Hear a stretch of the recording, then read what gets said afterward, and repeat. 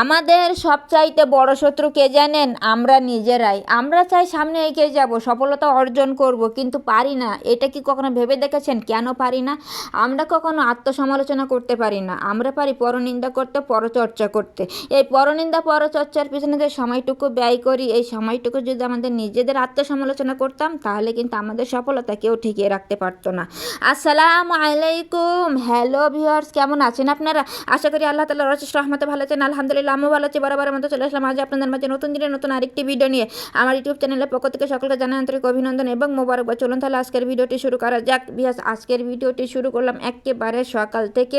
সকালবেলার একেবারে bed Ted গোছাবো, ঘরের সমস্ত কাজকর্ম করব, এখান থেকে আমি ভিডিওটা স্টার্ট করলাম। তো ভিউয়ার্স, প্রথমেই আমি কাপড়গুলো নামাই নিলাম। একটা দেখেন কাদার পরে পড়ছে, একটা নিচে পড়ছে, সেগুলো সব আমি নিয়ে নিলাম। নিয়ে এখন আমি আলনার উপরে সব গুছাই রেখে দিয়ে আসতে যাচ্ছি। তো এই তো আলনার উপরে রেখে দিয়ে তারপর আবারও চলে আসলাম। এই তো খাটের উপরে উঠে গেছি, যেহেতু এখনও মশারিটা উঠানো হয় নাই, তো তা মশারিটা আমি উঠাই নিয়ে নিচ্ছি।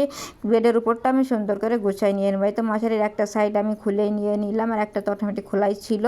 এখন সুন্দরভাবে মশারিটা আমি এই তো গুছাই হাতের ভিতরে নিয়ে নিলাম। আর মশারিটা আমরা একেবারে খুলি না, আমরা ওইভাবেই রেখে দেয়, তাই সেইভাবে রেখে দিয়ে দিলাম। তাই তো মশারিটা রাখা হয়ে গেছে। আর বেডের উপরে যতগুলি বালিশ খাতা ছিল, এই তো বালিশ খাতাগুলো সব আমি ঠিক করে রাখতে হবে, তো আমি ঠিক করে রেখে দেই। আর ভিউয়ার্স, আপনারা যারা ভিডিওটা দেখা স্টার্ট করে এই পর্যন্ত চলে এসেছেন, কিন্তু লাইকটা দিতে ভুলে গেছেন কিংবা দেন নাই, আপনাদের কাছে আমার হার্ডলি রিকোয়েস্ট, অবশ্যই কিন্তু লাইকটা দিয়ে আমার ভিডিওটা কন্টিনিউ করবেন, কারণ আপনাদের একটা লাইকের কারণেই আমার এই ভিডিওটা আরও অনেকের কাছে পৌঁছায় যেতে পারে। তো অবশ্যই লাইকটা দিয়ে আমার ভিডিওটা কন্টিনিউ করবেন ভিউয়ার্স। তা যাই হোক, আমার বেডের উপরটা গোছানো হয়ে গেছে। আর এখানে ও খাট থেকে নেমে চলে আসলাম আরেকটার উপরে। এসে সুন্দর করে আমি বেডশিটটা কিন্তু সাইজ করে নিয়ে নিলাম।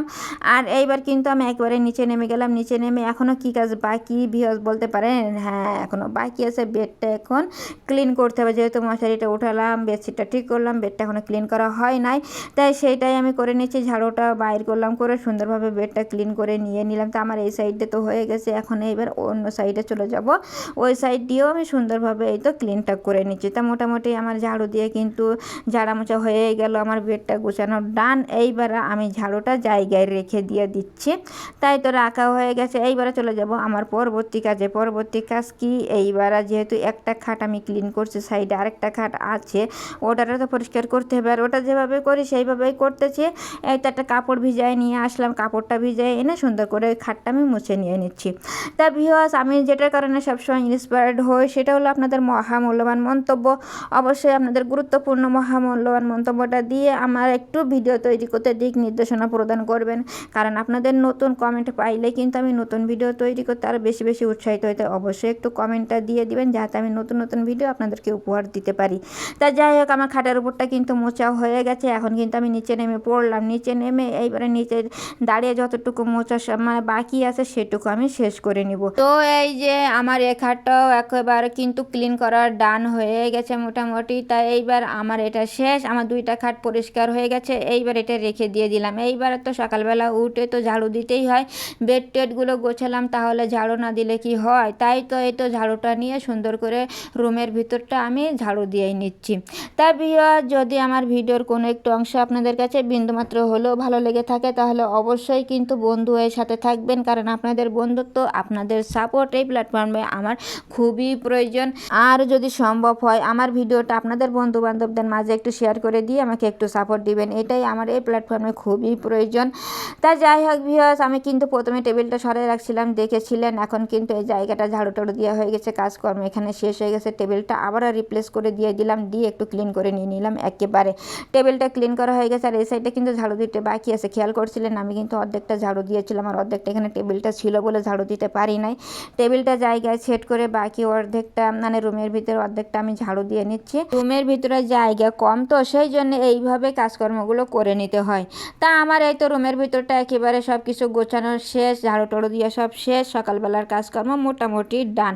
তা কেমন লাগে ভিউয়ার্স আমার কাজকর্মগুলো অবশ্যই কিন্তু জানাতে পারেন। তারপরে কাজকর্ম শেষ করে এবার একটু বাজার দেখানো থেকে শুরু করি।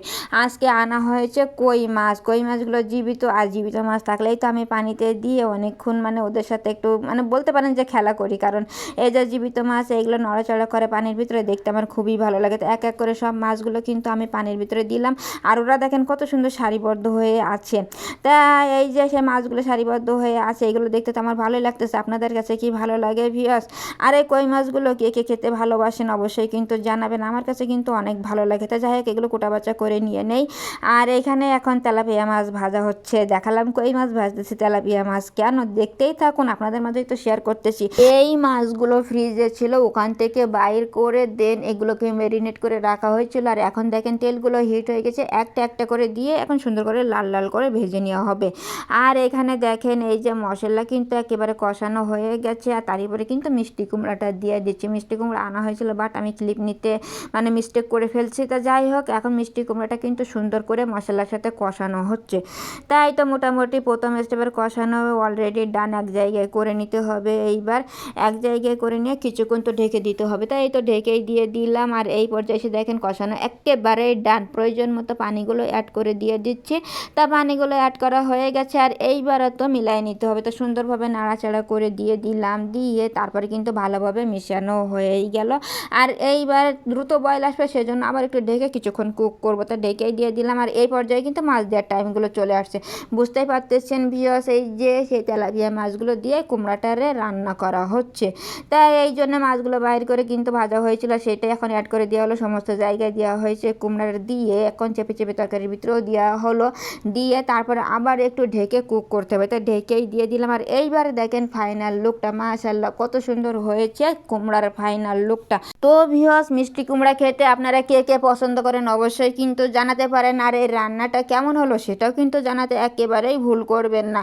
তা যাই হোক, প্রথম রেসিপিটাই এখন তো রান্না করা ডান হয়েই গেছে। আর এখন কিন্তু রেখে দিয়ে চলে যাব দ্বিতীয় রেসিপিতে। দ্বিতীয় রেসিপি হলো এই যে সেই কই মাছগুলো কিন্তু বাছা কোটা করা হয়েছে। আর অলরেডি ফ্রাই প্যানে দিয়ে ফ্রাই করা হচ্ছে। তাই এতে একটা একটা উল্টাই সুন্দর করে কিন্তু এটাও ভেজে নেওয়া হচ্ছে লাল লাল করে। তাই এটা মোটামুটি একটু ভেজে নেওয়া যাক। তারপরে কিন্তু কেন মশলাটা কষানো হয়েই গেছে।